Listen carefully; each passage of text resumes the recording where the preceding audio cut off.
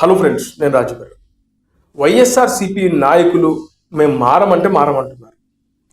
గతంలో జరిగినటువంటి ఒక డ్యామేజ్ 2024 ఎన్నికల్లో 11 సీట్లకు వాళ్ళు పరిమితమయ్యారు.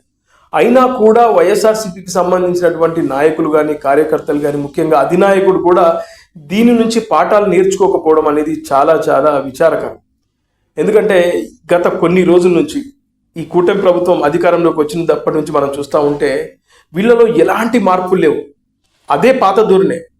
2019 నుంచి 24 వరకు వీళ్ళు అధికారంలో ఉన్నప్పుడు ఎలాంటి బూతులు మాట్లాడాడు, ఏ విధంగా తెలుగుదేశం కానీ జనసేన పార్టీకి సంబంధించినటువంటి కార్యకర్తలపై, నాయకులపై దాడులు ఎట్లా చేశారో ఎగ్జాక్ట్లీ సేమ్ టు సేమ్ కూడా ఇప్పుడు అలాంటి కార్యక్రమాలే చేస్తున్నారు. కానీ అరే, మనం ప్రజల మద్దతు కూడగట్టుకుందాం, వచ్చే ఎన్నికల కల్లా మన గతంలో ఉన్నటువంటి, మన మీద ఉన్నటువంటి ఆ బ్యాడ్ ఏదైతే ఉందో ఆ నెగిటివిటీని మనం తీసేసి అరే వైఎస్ఆర్సీపీ వాళ్ళు చాలా మారారు అని చెప్పి మనం అనిపించుకోవాలనే సోయి ఎక్కడ కూడా వీళ్ళలో కనబడ్డట్లుగా లేనే లేదు. ఎందుకంటే ఇప్పుడు చూస్తే ఆలూరు నియోజకవర్గానికి సంబంధించినటువంటి వైసీపీ ఎమ్మెల్యే విరూపాక్షిని పోలీసులు అరెస్ట్ చేశారు. ఆ తర్వాత వాళ్ళు 14 రోజుల పాటు రిమాండ్కి పంపించారు. వాళ్ళు కారణం ఏంటంటే ఒక దళిత కుటుంబం పైన దాడి చేశారు, అలాగే వాళ్ళను అనరాని మాటలు అన్నారు, అదేవిధంగా మహిళ అని చూడకుండా కూడా ఆమె బట్టలు చింపారు, ఆమెపై దాడి చేశారనే ఆరోపణలతో వీళ్ళను పోలీసులు కర్నూలు జిల్లా చిప్పగిరికి సంబంధించినటువంటి పోలీసులు అరెస్ట్ చేశారు. ఆ తర్వాత రిమాండ్కి పంపించారు.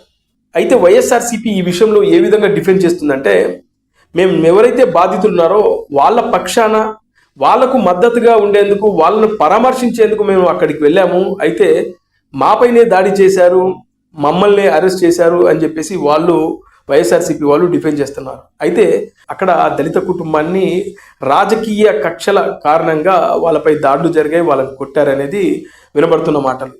ఇలా వైఎస్ఆర్సీపీకి సంబంధించి ఉన్న 11 మంది ఎమ్మెల్యేలు, అందులో కొంతమంది ఈ విధంగా ప్రవర్తిస్తూ ఉంటే ఎట్లా, ఎప్పుడు మీరు మారుతారు? అదే ఇవాళ జనాలు మాట్లాడుకుంటున్నారు. ముఖ్యంగా వైఎస్ఆర్సీపీ కార్యకర్తలకు పెద్ద ఎత్తున ఒక ఆందోళన ఉంది. అరే, మా అధినేతతో పాటు మా వైఎస్ఆర్సీపీకి సంబంధించినటువంటి నాయకులు ధోరణిలో ఎలాంటి మార్పు రావట్లేదు, మేమేదో మళ్ళీ వైఎస్ఆర్సీపీ 2029 కల్లా ఎంతో కొంత బాగుపడుతుంది, ఎంతో కొంత ప్రజల మద్దతు కూడగట్టుకుంటుందేమోనని మేము ఆలోచిస్తూ ఉంటే వీళ్ళు కాదు, ఇంకా అధాపాతాలానికి తొక్కిపారేస్తున్నారు. ముఖ్యంగా కూటమి ప్రభుత్వం ఏమో ప్రజల మద్దతు కూడగట్టుకుంటూ ఆంధ్రప్రదేశ్ను అభివృద్ధి చేసుకుంటూ వెళ్తూ ఉంటే వీళ్ళు ఇంకా గొడవలలో, కొట్లాటలలో ఇంకా బూతులు మాట్లాడుతూ, ఇంకా మా జగన్మోహన్ రెడ్డి గారు అయితే బయటకు వస్తే ఏం మాట్లాడతారో అర్థం కాని పరిస్థితిలో మా పార్టీ ఉంది అని చెప్పేసి వైఎస్ఆర్సీపీకి సంబంధించిన కార్యకర్తలే గగ్గోలు పెడుతున్నారు, తలలు బాదుకుంటున్నారు. అలా వైఎస్ఆర్సీపీకి సంబంధించినటువంటి సమూహం మొత్తం మేము మారమంటున్నట్లుగానే కనబడతా ఉంది ఈ వ్యవహారాలు చూస్తూ ఉంటే.